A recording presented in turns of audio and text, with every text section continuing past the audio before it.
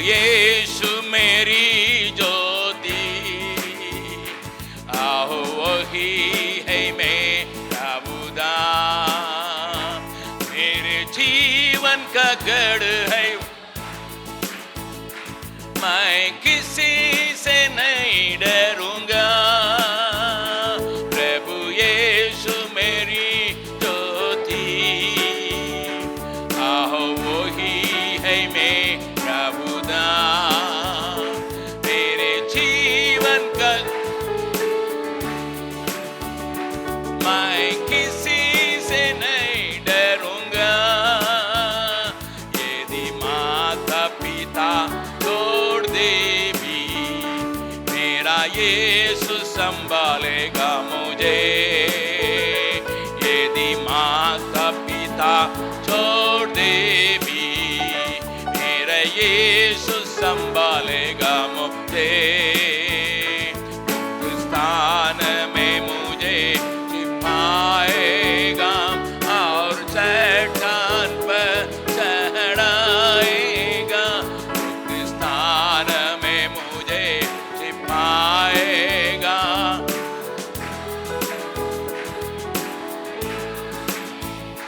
प्रभु यीशु मेरी ज्योति, आओ वही है मेरा उद्धार, मेरे जीवन का गढ़ है वही, मैं किसी से नहीं डरूंगा। मेरे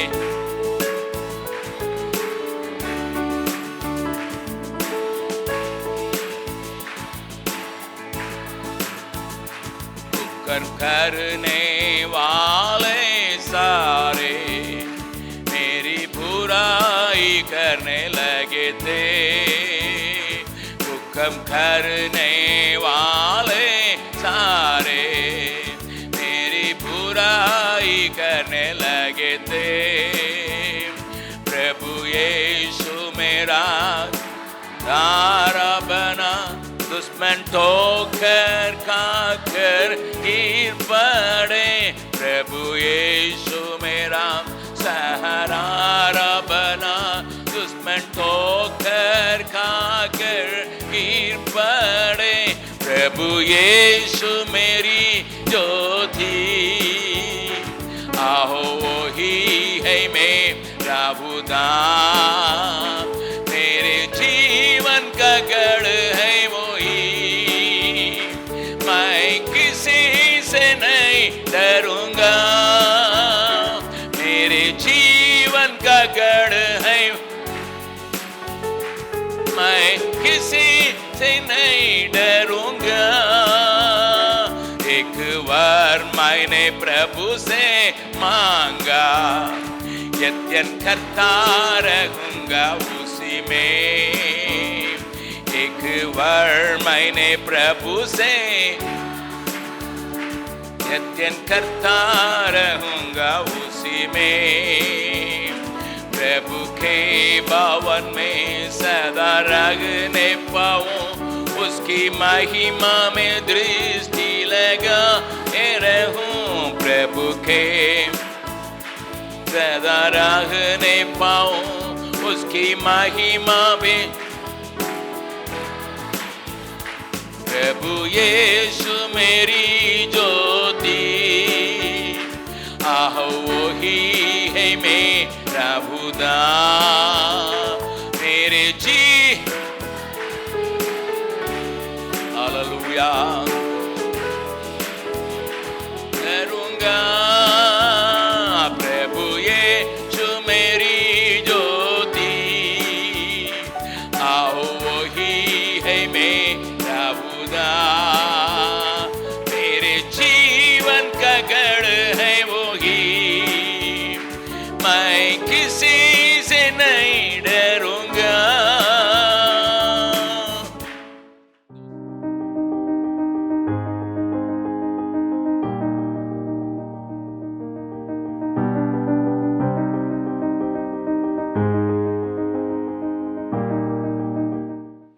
मसीह के महान नाम से सबों को मैं स्वागत करता हूं ஆண்டவராகிய இயேசு கிறிஸ்துவின் நாமத்தினாலே எல்லோரையும் வரவேற்கிறேன். और परमेश्वर की अनुग्रह है कि हम लगातार परमेश्वर के वचन को हम अध्ययन कर सके தேவ கிருபையினாலே தொடர்ந்து தேவ வசனத்தை நாம் தியானித்து வருகிறோம். और उसके लिए परमेश्वर को हम धन्यवाद देते हैं. அதற்கு கர்த்தருக்கு நன்றி. और आज हम अय्यूब के 34वां अध्याय को हम अध्ययन करेंगे இன்றைக்கு நாம் யோபுவினுடைய 34ஆம் அதிகாரத்தை தியானிக்கலாம். और इसको इस शीर्षक के तले हम अध्ययन करने जा रहे हैं. இந்த தலைப்பின் கீழ் நாம் தியானிக்க போகிறோம். बीइंग ट्रूली जस्ट, वास्तव में न्यायपूर्ण होना. உண்மையாகவே நீதியாய் இருப்பது. और जैसे हम लगातार हम अध्ययन कर रहे हैं इस अय्यूब के किताब में, தொடர்ந்து நாம் இந்த யோபுவினுடைய புத்தகத்தை தியானித்துக் கொண்டே வருகிறோம். और उनके अय्यूब के तीनों मित्रों के संवादों को हमने सुना, उनमें से बातों को हमने समझने के लिए कोशिश किया. யோபுவினுடைய 3 சிநேகிதருடைய சம்பாஷணையை கேட்டோம். அவைகளிலிருந்து காரியங்களை கற்றுக்கொண்டோம். और यहाँ हम उसके चौथा एक और जन यानी एलीहू के संवादों को हम देख रहे हैं. இங்கே நான்காவது ஒரு நண்பன், அதாவது எலிகு, அவனுடைய பேச்சுக்களை நாம் கேட்கிறோம். और पिछले 2 अध्याय में उन बातों के ऊपर हमने ध्यान दिया था. கடந்த அதிகாரங்களிலே நாம் அதனுடைய காரியங்களை தியானித்தோம். और इस 34वां अध्याय में एलीहू न्याय के बारे में खास तौर से वो बातें करता है. இங்கே 34ஆம் அதிகாரத்திலே எலிகு என்பவன் நீதியை குறித்து விசேஷமாய் பேசுகிறான். और इसलिए हम जैसे करते हैं, मैं उसमें से जस्ट उस शब्द को इस्तेमाल करना चाहूंगा, न्याय उस शब्द को इस्तेमाल करना चाहूंगा, जिसमें 4 बातों को आपके दिए हुए पेपर में आप देख सकते हैं. நாம் செய்து வருகிறபடியே நீதி, அதனுடைய ஜஸ்ட் என்ற வார்த்தை இருக்கிறதே, அதனுடைய காரியங்களை நாம் பார்க்க போகிறோம். और इस अध्याय में लगभग खास तौर से परमेश्वर के न्याय के बारे में एलीहू बातें करता है. இந்த அதிகாரத்திலே எலிகு விசேஷமாக தேவனுடைய நீதியை குறித்து பேசுகிறான். और दूसरा लोगों के बारे में एक बात को वो कहता है. இரண்டாவது ஜனங்களை குறித்து ஒரு காரியத்தை சொல்கிறான். उसको 34वां अध्याय का 17वां वचन को मैं पढ़ रहा हूं. 34ஆம் அதிகாரத்தின் 17ஆம் வசனத்தை நான் வாசிக்கிறேன். जो न्याय का बैरी हो, क्या वो शासन करे? जो पूर्ण धर्मी है, क्या तू उसे दुष्ट ठहराएगा? நீதியை பயக்கிற ஒருவன் ஆளக்கூடுமோ? மகா நீதிபரரை குற்றப்படுத்துவீரோ? यहाँ वो परमेश्वर न्याय करने वाला करके वो कहता है इस अध्याय में. இந்த அதிகாரத்திலே தேவனே நீதி செய்கிறவர் என்று சொல்கிறான். वैसे वो ये कहता है न्याय के भय रखने वाला, न्याय से नहीं चलने वाला कैसे शासन करेगा? அப்படியே அவன் இங்கே இப்படி சொல்கிறான், நீதியை பயக்கிறவன் எப்படி ஆளுகை செய்ய முடியும்? इसलिए अभी अय्यूब से और उसके मित्रों से एक बात को यहाँ एलीहू कहता है. ஆகையினாலே யோபு இன்னும் சகோதரர்கள், அவனுடைய சிநேகிதர்கள், அவர்களிடம் எலிகு சொல்கிறான். वो उसका 34वां अध्याय के 4 वचन में आप देख सकते हैं. 34ஆம் அதிகாரத்தின் 4ஆம் வசனத்திலே, जो कुछ ठीक है हम अपने लिए चुन ले, जो भला है हम आपस में समझ बूझ लें. நமக்காக நியாயமானதை தெரிந்து கொள்வோமாக, நன்மை இன்னதென்று நமக்குள்ளே அறிந்து கொள்வோமாக. वो ये कहता है जरूर परमेश्वर न्यायी है. அவன் சொல்லுகிறது உண்மைதான், தேவன் நீதியுள்ள நியாயாதிபதி. इसलिए अगुवाई करने वाला न्यायी होना जरूरी है. ஆகையினாலே வழி நடத்துகிறவன் ஒரு நீதியாய் செய்வது சரியானதே. इस कारण वो कहता है, अभी अय्यूब के साथ और अपने मित्रों से कह रहा है, हम अपने बीच में एक न्याय की बातों को हम तय कर लें. இப்பொழுது யோபு அவனுடைய சிநேகிதர்களை பார்த்து அவன் சொல்கிறான், நமக்குள்ளே நியாயமானதை தெரிந்து கொள்வோம். इस अध्याय में मैं उन बातों को मैं दिखाने के लिए चाहूंगा कि एक वास्तवपूर्ण में न्याय होने का मतलब क्या है. நான் இந்த அதிகாரத்திலே உண்மையுள்ள ஒரு நீதி எப்படி இருக்க வேண்டும் என்பதை நான் சொல்ல விரும்புகிறேன். जरूर यहाँ न्याय के बारे में एलीहू कई बातों को जरूर कहता है. எலிகு நீதியை குறித்து சொல்கிறது உண்மைதான். लेकिन उस अध्याय के 5 से लेकर 9 तक के वचनों को अगर आप पढ़ेंगे, ஆனால் இந்த அதிகாரத்திலே 5 இருந்து 9 வரை வாசித்தால், उनमें से कुछ वचनों को मैं पढ़ने के लिए चाहूंगा. சில வசனங்களை நான் வாசிக்கிறேன். 5वें वचन में वो ये कहता है, क्योंकि अय्यूब ने कहा है मैं निर्दोष हूं और परमेश्वर ने मेरा हक मार दिया है. 5வது வசனத்திலே யோபு, நான் நீதிமான், தேவன் என் நியாயத்தை தள்ளிவிட்டார். और वैसे 9वां वचन को भी अगर आप देखिएगा, வசனம் 9 பாருங்கள். क्योंकि उसने कहा है मनुष्य को इससे कुछ लाभ नहीं कि वो आनंद से परमेश्वर की संगति रखे. எப்படி எனில் தேவன் மேல் பிரியம் வைக்கிறது மனுஷனுக்கு பிரயோஜனம் அல்ல என்றாரே.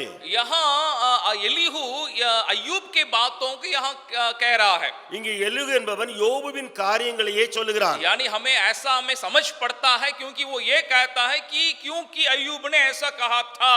நமக்கு இப்படியாக புரிய வருகிறது. அவன் எலிகு சொல்கிறான், அவன் இப்படி சொன்னான், யோபு இப்படி சொன்னான் என்று. लेकिन न्याय के बारे में बात करने वाला एलीहू क्या कर रहा है?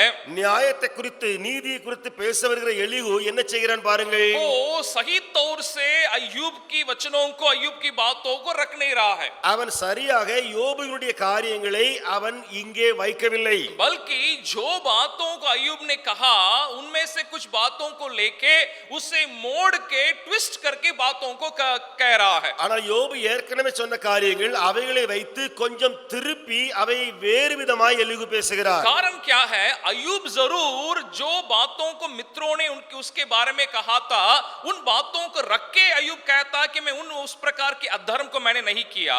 யோபு என்பவன் ஏன் அப்படி சொன்னான் என்று சொன்னால், சிநேகிதர்கள் சொன்ன காரியங்கள் இருக்கிறதே அவைகளை வைத்து நான் நீதி உள்ளவன், நான் எந்த குற்றமும் செய்யவில்லை என்று யோபு சொல்லிக் கொண்டிருந்தான். लेकिन वे पूरी तौर से मैं एक पवित्र हूं या मैं पूरी तौर से निर्दोष व्यक्ति करके अय्यूब नहीं कहता है. ஆனால் யோபு என்பவன் நான் முழுவதும் பரிசுத்தமாயிருக்கிறேன், என்னிலே எந்த ஒரு சிறு குற்றமுமே இல்லை என்று சொல்லவில்லை. यानी जो संदर्भ के आधारित अय्यूब कहता है कि मैंने उस प्रकार के अधर्म को जरूर नहीं किया. சூழ்நிலையின் அடிப்படையிலே தான் யோபு சொன்னான், நான் அப்படிப்பட்ட ஒரு அநீதியை செய்யவில்லை. क्योंकि अय्यूब के खुद के वचनों को अगर आप देखिएगा, ஏனென்றால் யோபு சொன்ன அவன் வார்த்தைகளை பார்த்தால், कुछ वचनों को मैं दिखाने के लिए चाहूंगा. 7 अध्याय का 21 वचन को अगर आप देखेंगे, 7ஆம் அதிகாரத்தினுடைய 21வது வசனத்தை பாருங்கள். वो ये कहता है, तू क्यों मेरा अपराध क्षमा नहीं करता और मेरा अधर्म क्यों दूर नहीं करता? என் மீறுதலை நீர் மன்னியாமலும் என் அக்கிரமத்தை நீக்காமலும் இருக்கிறது என்ன? ये अय्यूब का खुद का वचन है. இதா யோபு சொல்லுகிற வார்த்தைகள். वो कहता, वो ये नहीं कह रहा है परमेश्वर से, हे प्रभु मैंने अपराध नहीं किया. அவன் சொல்லவில்லை, ஆண்டவரே நான் எந்த ஒரு குற்றமும் செய்யவில்லை என்று. वो कहता, वो परमेश्वर से उस अपराध अगर हुआ भी हो उसके लिए क्षमा मांग रहा है. அவன் ஆண்டவரே என்னிடத்தில் ஏதாவது மீறுதல் இருந்தால் மன்னியும் என்று சொல்கிறான். हम जानते हैं परमेश्वर अय्यूब के बारे में कहते हुए कि ये कड़ा व्यक्ति है, सीधा व्यक्ति है. நாம் அறிந்திருக்கிறோம் தேவன் யோபுவை குறித்து சொன்ன காரியம், यानी இவன் ஒரு உத்தமமானவன், இவன் ஒரு சன்மார்க்கன். यानी परमेश्वर से उस प्रकार का गवाही का पाया हुआ व्यक्ति है. தேவனிடத்திலிருந்து இப்படிப்பட்ட நற்சாட்சியை பெற்ற மனுஷன். उसके बावजूद वो कहता है परमेश्वर से, अगर कोई प्रभु अपराध मेरे मुझसे हुआ हो तो उसे क्षमा करिए. அப்படி இருந்தும் யோபு சொல்கிறான், என்னிடத்தில் ஏதாவது மீறுதல் இருக்கும் என்று சொன்னால் மன்னியும். हम अय्यूब के बारे में ये भी जानते हैं पहले अध्याय में से, நாம் முதலாவது அதிகாரத்திலிருந்து யோபுவை குறித்து பார்க்க முடியும். वो अपने बच्चों के लिए प्रतिदिन वो बलि चढ़ाता था. தன்னுடைய பிள்ளைகளுக்காக ஒவ்வொரு நாளும் அவன் சர்வாங்க தகன பலி செலுத்தினான். उसका कारण क्या था कि अगर वे बिना जाने भी कोई गलती किए होंगे उसके लिए वे दंड नहीं पाना है. அர்த்தம் என்ன? அவர்கள் ஒருவேளை அறியாமல் தவறு செய்திருந்தாலும் பிள்ளைகள் அதற்காக தண்டிக்கப்படக்கூடாது. यानी वो इतना तक वो वहां पे बातों के ऊपर ध्यान देने वाला एक व्यक्ति है. இவ்வளவு ஒரு சின்ன காரியத்திலும் கூட கவனமாயிருக்கிறவன் யோபு. वैसे 9 अध्याय का 28 वचन को अगर आप देखेंगे, அப்படியே 9வது அதிகாரம் 28வது வசனத்திலே वो कहता है, तो मैं अपने सब दुखों से डरता हूं, मैं तो जानता हूं कि तू मुझे निर्दोष न ठहराएगा. என் வருத்தங்களை பற்றிய பயமாயிருக்கிறேன், என்னை குற்றமில்லாதவனாக எண்ண மாட்டீர் என்று அறிவேன். तो यहाँ भी अय्यूब ये नहीं कहता है कि मैं पूरी तौर से मैं निर्दोष हूं. இங்கேயும் யோபு நான் முழுவதுமாக குற்றமில்லாதவனாய் இருக்கிறேன் என்று சொல்லவில்லை. वैसे अगर आप 13 अध्याय का 26 वचन को देखिएगा, அப்படியே 13ஆம் அதிகாரம் 26 वो कहता है, तू मेरे लिए कठिन दुखों की आज्ञा देता है और मेरी जवानी के अधर्म का फल मुझे भुगताता है. மகா கசப்பான தீர்ப்புகளை என் பேரில் எழுதுகிறீர், என் சிறு வயதின் அக்கிரமங்களை எனக்கு பலிக்க பண்ணுகிறீர். वो कहता है शायद मेरे जवानी के अपराध के कारण मैं भी दुख भोग रहा हूं. यानी वो उस बातों को भी अंगीकार कर रहा है. அவன் சொல்கிறான், ஒருவேளை சிறு வயதின் அக்கிரமங்கள் அதனுடைய காரியங்கள் என் மேல இருக்கலாம் என்று சொல்லி அதையும் அறிக்கை செய்கிறான். ऐसे कई वचनों को आप देख सकते हैं जहां अय्यूब अपने बातों को परमेश्वर के सामने अंगीकार करते हुए, இப்படி अनेक வசனங்களை பார்க்க முடியும். யோபு தன்னுடைய குற்றங்கள் காரியங்கள் தேவ சமூகத்திலே அவன் அறிக்கை பண்ணுகிறான். इसका मतलब एलीहू क्या कर रहा है? வாருங்கள் இப்பொழுது எலிகு என்ன சொல்கிறான்? वो अय्यूब के कुछ बातों को लेकर के उसकी बातों को मोड़ के पेश करना करने के लिए कोशिश कर रहा है। யோபுனுடைய வார்த்தைகள் அவனுடைய பேசின காரியங்களை கொஞ்சம் திருப்பி வேறு விதமாய் பேசுகிறார். इसका मतलब अगर मैं वास्तव में मैं एक न्यायपूर्ण व्यक्ति अगर मैं होना चाहता, ஒருவேளை உண்மையான ஒரு நீதி உள்ள ஒரு மனிதனான இருக்க வேண்டும் என்றால் मुझे दूसरों के बातों को मुझे ट्विस्ट नहीं करना है, उसको नहीं मोड़ना है, பிறருடைய வார்த்தைகளை நான் திருப்பி மாற்றி பேசக்கூடாது. और उसी को आप दिए हुए पेपर में आखिरी विषय में उसको आप देख सकते हैं। நீங்கள் கொடுக்கப்பட்ட பேப்பர்ல கடைசி குறிப்பாக பார்க்க முடியும். Twist not the words of others to prove them wrong. दूसरों को गलत साबित करने के लिए उनकी बातों को नहीं मोड़ें। மற்றவர்களை தவறானவர்களாக நிரூபிக்க அவர்களின் வார்த்தைகளை திரிக்காதீர்கள். यहाँ यलीहू का इसका मतलब उसका विचार ये नहीं जैसे उसने कहा कि इसको दोषी नहीं ठहराना, எலியுடைய எண்ணம் அப்படி இல்ல இவனை குற்றப்படுத்த வேண்டும் என்று, यानी उसको दोषी नहीं ठहराना उसका विचार नहीं है, அதாவது இவனை குற்றப்படுத்த கூடாது என்ற எண்ணம் அவனுடையது அல்ல. यलीहू ने ऐसे ही कहा था शुरुआत में, இரண்டால் எலிகு அப்படித்தான் சொன்னான். लेकिन यहाँ उस प्रकार की बर्ताव में उस प्रकार की बातों को हम नहीं देख रहे हैं। ஆனால் அவன் வழக்கத்துல பேச வரும்பொழுது அப்படிப்பட்ட பேச்சையே காணோம். वैसे दूसरे एक विषय को भी इस न्याय के संबंधित में दिखाने के लिए चाहूंगा। இரண்டாவது ஒரு குறிப்பையும் இந்த நீதி கடத்த காரியத்தில் சொல்லுவேன். आप इस 34 अध्याय के 10 से लेकर 30 तक के वचनों को अगर आप पढ़ेंगे, இந்த 34ஆம் அதிகாரம் 10 இருந்து 30 வரைக்கும் வாசித்தால் वो लगातार परमेश्वर के न्याय के बारे में सुंदर बातों को कहता है। அவன் தேவனை குறித்து தொடர்ந்து நீதியை குறித்து மிக அருமையான காரியங்களை பேசுகிறார். अगर आप 12 वचन को पढ़िएगा, 12ஆம் வசனத்தை வாசித்தால் कहता है निस्संदेह परमेश्वर दुष्टता नहीं करता और न सर्वशक्तिमान अन्याय करता है। தேவன் அநியாயம் செய்யாமலும் சர்வ வல்லவர் நீதியை புரட்டாமலும் இருக்கிறது மெய்யே. तो लगातार उसी बात को वो पेश करता है कि परमेश्वर दुष्ट नहीं करने वाला है और अन्याय करने वाला नहीं है। தொடர்ந்து அவன் சொல்ல வருகிறது என்ன? தேவன் அநியாயம் செய்ய மாட்டார், நீதியை புரட்ட மாட்டார். जरूर ये जानकारी एलीहू के पास है, இந்த ஒரு அறிவு அல்லது தெரிந்து கொள்ளுதல் எலியுடத்தில் இருந்தது. और आप और हमें मुझे भी परमेश्वर के प्रति इस प्रकार का जानकारी हो सकता है। உங்களுக்கும் எனக்கும் தேவனை குறித்து இந்த அறிவு இருக்கலாம். लेकिन परमेश्वर के प्रति जानकारी रखना काफी नहीं है। ஆனால் தேவனை குறித்து அறிவு வைத்திருப்பது மட்டும் போதாது. जैसे हमने इसके पहले के अध्ययन को हमने इस प्रकार अध्ययन किया था, இதற்கு முன்பு தியானிக்கும் போது இப்படியாக தியானித்தோம் कि परमेश्वर के प्रति वो जानकारी मेरे जीवन में क्या प्रभाव को डाल रहा है। தேவனை குறித்ததான அறிவு என்னுடைய வாழ்க்கையிலே எந்த தாக்கத்தை உண்டு பண்ணுகிறது? क्या मैं परमेश्वर न्याय करने वाला करके सिर्फ बोलने वाला हूँ, தேவன் நீதி உள்ளவர் என்று சொல்லி வெறுமனே பேசுகிறவனா, या नहीं तो मैं अपने जीवन में उस न्याय के साथ न्याय करने के लिए अपने को सौंपा हूं, அல்லது அந்த நியாயத்தை அவர் எப்படி இருக்கிறாரோ அப்படி செய்வதற்கு நான் ஒப்பு கொடுக்கிறேனா? उसी को तीसरा विषय में आप देख सकते हैं। அதை மூன்றாவது குறிப்பிலே பார்க்க முடியும். Speak not only about justice of God but practice justice। ना केवल परमेश्वर के न्याय के बारे में बात करें बल्कि जीवन में न्याय का अभ्यास करें। தேவனுடைய நீதி மற்றும் உண்மையை பற்றி வெறுமனே பேசாமல் வாழ்வில் நீதியை கடைப்பிடியுங்கள். इसका मतलब हमें परमेश्वर न्यायी है जरूर हम जानते हैं, தேவன் உண்மையுள்ள நீதிபதி என்று சொல்லி அறிந்திருக்கிறோம். लेकिन मेरे जीवन में क्या मैं एक न्यायपूर्ण व्यक्ति हूं, न्याय के साथ कार्य करता हूं, बर्ताव करता हूं। ஆனா என்னுடைய வாழ்க்கையிலே உண்மையான நீதியாய் நடக்கிறேனா? அந்த நியாயத்துக்கு அடுத்த காரியங்களை செய்து காட்டுகிறேனா? तीसरे न्याय संबंधित एक और बात को मैं दिखाने के लिए चाहूंगा। மூன்றாவது நியாயத்துக்கு அடுத்த இன்னொரு காரியம், इसके अगर आप आखिरी के 2 वचनों को यानी 36 और 37 वचन को अगर आप पढ़िएगा, ஒருவேளை இந்த அதிகாரத்தினுடைய கடைசி 2 வசனங்கள் 36 37 வாசித்தால், मैं 35 से ही मैं उस वचन को पढ़ने के लिए चाहूंगा। 35 இருந்தே வாசிக்கிறேன். अय्यूब ज्ञान की बातें नहीं कहता और न उसके वचन समझ के साथ होते हैं।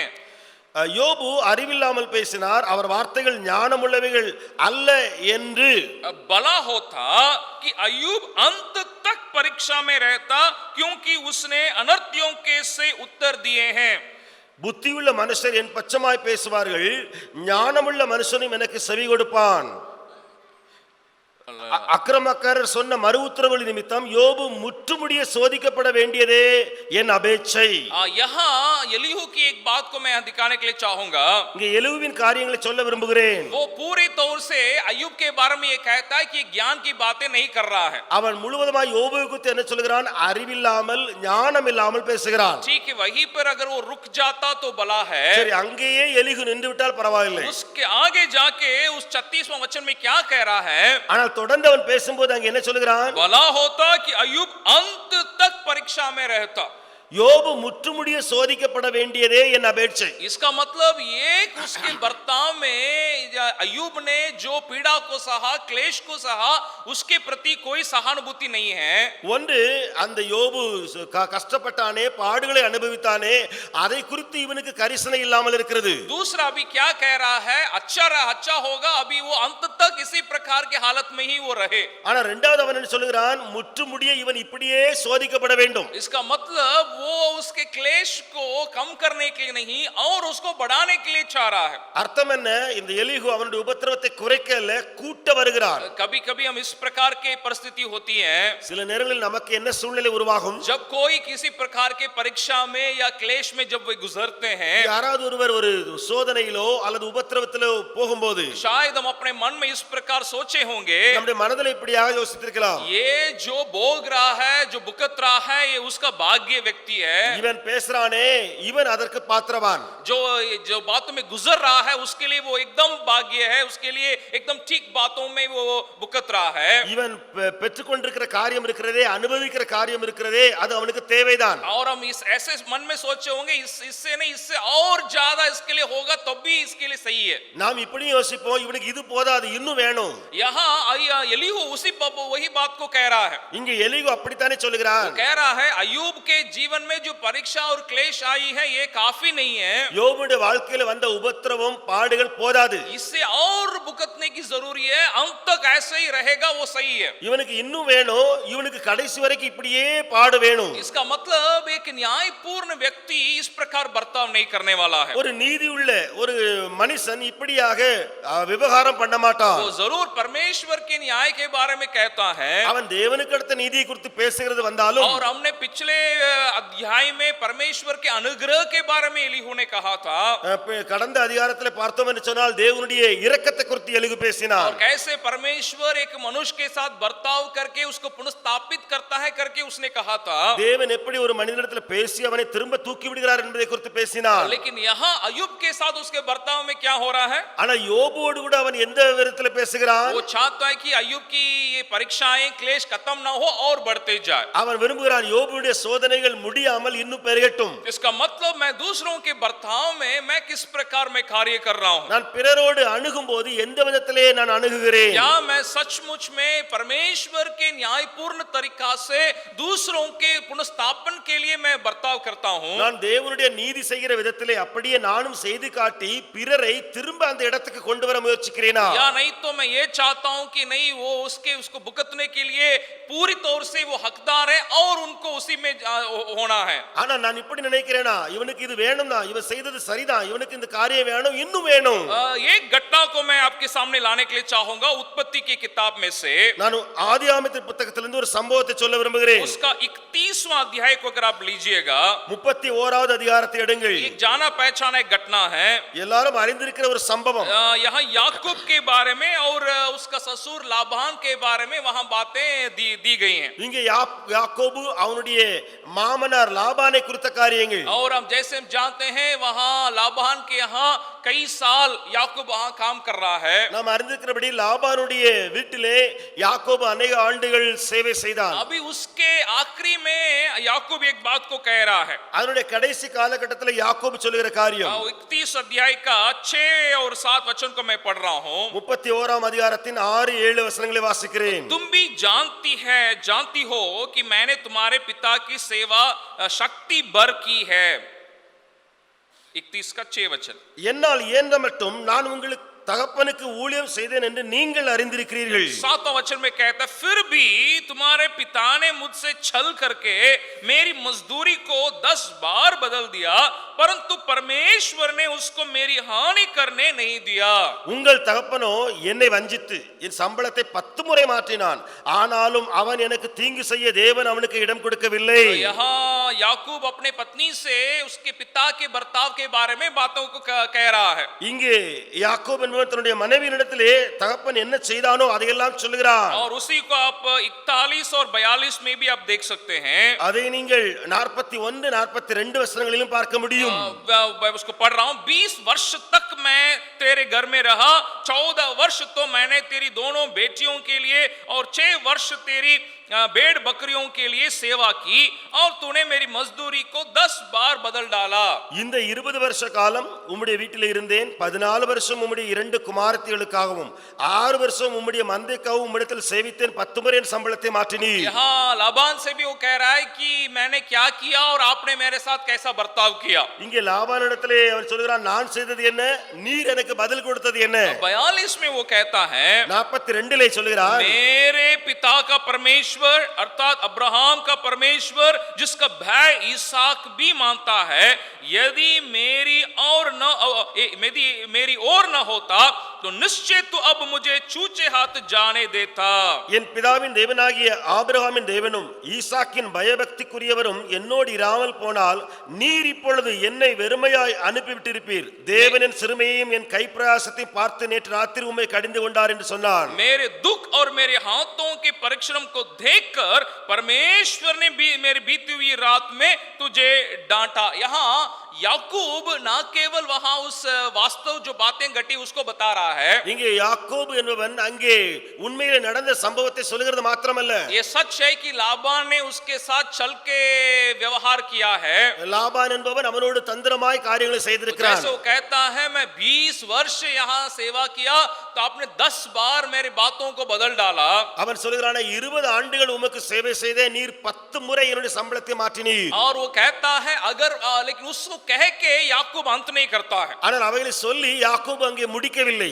एक जरूर हमें दूसरों के साथ छल के व्यवहार हमें नहीं करना है, न्यायपूर्ण व्यवहार हमें करना है। ஒன்று, பிறரோடு ஏமாற்றுதலோடு கூட அநீதியாய் நாம் காரியங்களை செய்யக்கூடாது, உண்மையான நீதியாய் செய்ய வேண்டும். लेकिन वैसे हमारे साथ जब उस प्रकार की बर्ताव जब होती है, அப்படியே நம்மோடு இப்படிப்பட்ட காரியங்கள் செய்யப்படும் போது हम निराश होने का संभावना है। நாமும் சோர்வு அடைய வாய்ப்புண்டு. जैसे याकूब कहता है मैंने 20 साल मैंने सेवा किया और 10 बार मेरी मजदूरी बदल दिया गया है। இங்கே யாக்கோபு சொல்கிறானே 20 ஆண்டுகள் சேவை செய்தேன், 10 முறை சம்பளம் மாற்றப்பட்டது. तो याकूब ये कह सकता है कि मैं क्या कह रहा है कि मेरे साथ अन्याय हो गया है। யாக்கோபு என்ன சொல்ல வருகிறான், என்னோடு கூட அநீதி செய்யப்பட்டது. सिर्फ अगर हम उसी को ही अगर हम देखेंगे हम पूरी तौर से निराश हो जाएंगे। அதை மாத்திரம் பார்த்தால் முழுவதும் சோர்வே வரும். लेकिन दूसरे तरफ में याकूब परमेश्वर ने क्या किया उसको वो देख पा रहा है। ஆனால் அடுத்த புறத்திலே தேவன் என்ன செய்கிறார் என்பதை பார்க்கிறான் யாக்கோபு. वो 7वां वचन में भी वही कहता है, 7வது வசனத்தில் அதைத்தான் சொல்கிறான், परंतु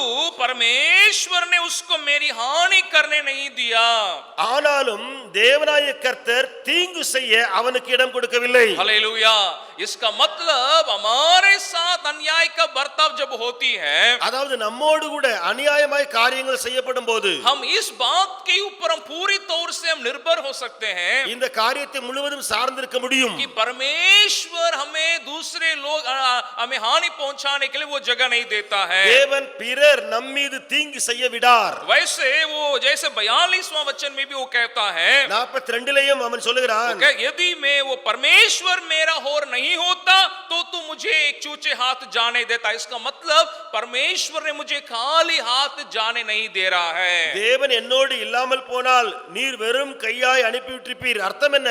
தேவன் என்னை வெறும் கையாய் அனுப்பிவிடவில்லை. एक तरफ में आप और हम न्यायपूर्ण तरीका से दूसरों के साथ बर्ताव करने के लिए बुलाए गए हैं। ஒன்று, பிறரோடு நாம் அணுகும் பொழுது அவர்களுக்கு உண்மையாய் நீதி செய்ய அழைக்கப்பட்டிருக்கிறோம். दूसरे तरफ में हमारे साथ जब लोग उस प्रकार बर्ताव जब नहीं करते, ஆனால் அடுத்த புறத்திலே மற்றவர்கள் நமக்கு அப்படி செய்யாமல் போனால் हम निराश होने के लिए नहीं बुलाए गए हैं। சோர்வு அடைய நாம் அழைக்கப்படவில்லை. लेकिन उन परिस्थितियों में परमेश्वर हमारे साथ जो कार्यों को किया, भलाई को किया, उसके ऊपर हम नजर लगाने के लिए हम बुलाए गए हैं। அந்த வேளையிலே தேவன் நம்மோடு செய்த நன்மைகள், அவருடைய கிரியைகள், அவைகள் மீதே கவனமாயிருக்க வேண்டும். और जब परमेश्वर हमारे साथ हम उसके बर्ताव के ऊपर जब हम नजर लगाएंगे, தேவனுடைய அந்த அணுகுமுறையிலே நம்முடைய பார்வை செலுத்தினால் हमारे अंदर एक नया उत्साह हमारे अंदर चला आएगा நாம் புதிய உற்சாகத்தை பெறுவோம். और हम परमेश्वर के प्रति धन्यवादित हम रहेंगे தேவனை குறித்து நன்றி உடையவர்களாய் இருப்போம். और परमेश्वर के बर्ताव के जैसे हम भी दूसरों के साथ हम बर्ताव करेंगे। தேவன் எப்படி செய்கிறாரோ அப்படியே பிறரோடு நாமும் செய்வோம். और मीका नबी इस परमेश्वर के कार्य के बारे में और हमसे परमेश्वर जो अपेक्षा करता है उसको वो कहता है। அந்த மீகா நபி நபி என்பவன் தேவன் நம்மோடு எப்படி இடைபடுகிறார், அவர் என்ன எதிர்பார்க்கிறார் என்பதை குறித்து அழகாக எழுதுகிறார். उसको कह के मैं अंत करने के लिए चाहूंगा. நான் அதை சொல்லி முடிக்க விரும்புகிறேன். मीका 6 अध्याय का 8वां वचन को मैं पढ़ रहा हूं. மீகா 6வது அதிகாரம் 8வது வசனத்தை நான் வாசிக்க போகிறேன். कहता है, हे मनुष्य, वह तुझे बता चुका है कि अच्छा क्या है, और यहोवा तुझसे इसे छोड़ और क्या चाहता है, कि तू न्याय से काम करे और कृपा से प्रीति रखे और अपने परमेश्वर के साथ नम्रता से चले.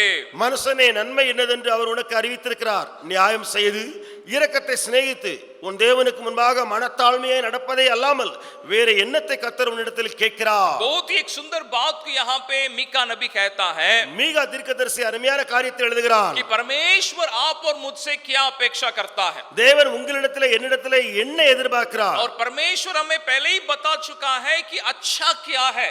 தேவன் முன்னமே அறிவித்து விட்டார் நன்மை என்னதென்று. 3 बातों को वहां मीका नबी कहता है. மீகா தீர்க்கதரிசி 3 காரியங்களை சொல்லுகிறார். ये कहता है, तू न्याय से काम करे. நியாயம் நீ செய்து.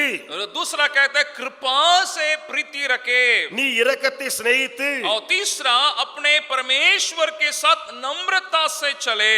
நீ உன் தேவனுக்கு முன்பாக மனத்தாழ்மையாய் நடப்பது. इसका मतलब हम जो इस 34 अध्याय में अध्ययन कर रहे हैं, நாம் இந்த யோபு 34ஆம் அதிகாரத்தை தியானிக்கிறோமே, जो न्यायपूर्ण तरीका से बर्ताव करने के लिए हम सीख रहे हैं, நீதியாய் எப்படி நாம் நடக்க வேண்டும் என்பதை நாம் பார்க்கிறோமே, और यही परमेश्वर का इच्छा भी है இதுதான் தேவனுடைய விருப்பமாயிருக்கிறது. कि हम न्याय के साथ हम बर्ताव करने वाले हम होने पाए, நாம் நியாயத்தோடு கூட அணுகுமுறை செய்ய வேண்டும். और कृपा और अनुग्रह के साथ हम बर्ताव करने पाए, நாம் இரக்கத்தோடும் கிருபையோடும் கூட பழக வேண்டும். और परमेश्वर के साथ नम्रता के साथ हम चलने पाए. தேவனுக்கு முன்பதாக மனத்தாழ்மையாய் இருக்க வேண்டும். और मैं जरूर इस बात के ऊपर विश्वास करता हूं, நான் இந்த காரியத்தின் மேல விசுவாசிக்க வைத்திருக்கிறேன். जो व्यक्ति परमेश्वर के साथ नम्रता के साथ जब वो चलता है, எந்த மனிதன் தேவனோடு மனத்தாழ்மையாய் நடக்கிறானோ उसके जीवन में ये न्याय और कृपा साथ में चले आता है. அவனுடைய வாழ்க்கையிலே இந்த நீதியும் இரக்கமும் கூட கூட போகும். क्योंकि हम, जैसे याकूब कहता है, हम परमेश्वर हमारे साथ जो बर्ताव किया उसके लिए हम धन्यवादित रहेंगे. யாக்கோபு அங்கே சொன்னது போல தேவன் நமக்கு நன்மை செய்திருக்கிறாரே அதற்கு நன்றியுடையவர்களாய் இருப்போம். वैसा बर्ताव हम दूसरों के साथ करने के लिए हम अपने को अर्पण करेंगे. அப்படியே அப்படியே பிறரோடு கூட நாம் அந்த காரியத்தை செய்வதற்கு ஒப்பு கொடுப்போம். जैसे इस 34वां अध्याय में एलीहू परमेश्वर के न्याय के बारे में कह के उस प्रकार अपने जीवन में उसको नहीं उतारता है. எப்படி எலிகு என்பவர் இந்த 34ஆம் அதிகாரத்திலே தேவனுடைய நீதியை குறித்து சொல்லிவிட்டு அதற்கு தன்னை ஒப்பு கொடாமல் இருக்கிறானோ, वैसे हम न होने पाए. அப்படி நாம் இருக்க கூடாது. एक जवान कई सालों के पहले, उसका नाम बॉब पियर्स है. வாப் பியர்ஸ் என்று சொல்லி ஒரு வாலிபன் अनेक ஆண்டுகளுக்கு முன்பு वो चीन देश में, चाइना देश में एक सेवकाई करने के लिए उसको मौका मिला, इसलिए अमेरिका में से उसने यात्रा करके वहां गया था. சீனா நாட்டிலே அவனுக்கு ஊழியம் செய்ய வாய்ப்பு கிடைத்தபடியினாலே அமெரிக்காவிலிருந்து பிரயாணப்பட்டு போனான் வாலிபன். एक कुछ दिनों में वहां जाकर के सुसमाचार का सेवा उसने किया, அங்கே போய் சில நாட்களில் சுவிசேஷ ஊழியம் செய்தான். और उसको करके वापस अपना देश लौटने के आखिरी दिन में वहां एक होम में वहां जाके कुछ लोगों से मुलाकात करने के लिए गया. அங்கே கடைசி நாட்களில் திரும்பி தன்னுடைய இடத்துக்கு வரும்போது சில வீடுகளிலே போய் சில ஜனங்களை சந்திக்கும்படி போனான். और वहां एक होम, एक ऑर्फनेज में वो गया था. அங்கே ஒரு இல்லம், அநாத இல்லம், ஹோம், அந்த ஹோமுக்கு போனான். और वहां एक जवान लड़की कुछ बच्चों को संभाल रही थी. அங்கே ஒரு வாலிப பிள்ளை சில பிள்ளைகளை வைத்து பார்த்து பராமரிட்டு இருந்தா. जब बॉब पियर्स उनसे जब मुलाकात करने के लिए गया, उनका नाम टीना है. இந்த பாப் பியர் சந்திக்கும்படி போனார்களே அவளுடைய பெயர் டீனா என்பது. और टीना के हाथ में एक छोटी लड़की उसके हाथ में पाई गई. அந்த டீனா என்ற அந்த பிள்ளையினுடைய கரத்திலே ஒரு சின்ன குழந்தை இருக்கிறது. उसको रखी हुई थी, छोटी बच्ची नहीं, थोड़ा बड़ी है, लेकिन अपने हाथ में ऐसे धरी हुई थी. அந்த டீனா என்பவள் அந்த பிள்ளையை, ரொம்ப குழந்தை கிடையாது, ஒரு பிள்ளை பருவம், அந்த பிள்ளையை தன்னுடைய கரத்தில் வைத்திருந்தாள். उसको देखने में ही मालूम हुआ कि वो मारी गई है. அதை பார்க்கும்போதே தெரிய வந்தது அவள் அடிக்கப்பட்டவள். तब बॉब पियर्स ने उससे सवाल किया क्या हुआ इस बच्चे के साथ. அந்த பாப் பியர்ஸ் அந்த டீனாவை பார்த்து கேட்டால் இந்த பிள்ளைக்கு நடந்தது என்ன? उसने कहा सुसमाचार को सुन के ये बच्चा ने संडे स्कूल में यीशु को ग्रहण कर लिया.